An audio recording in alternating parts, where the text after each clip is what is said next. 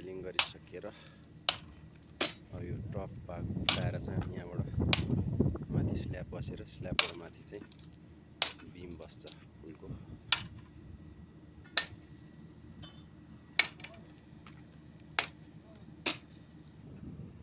Fast ट्र्याकको यो भागबाट आएर सट लाएर यहाँ यो गाडी यहाँ बन्दै गरेको स्थान चाहिँ पुल हो। पाइलिङ गरेको छ, यो पाइलिङ गरिसकेको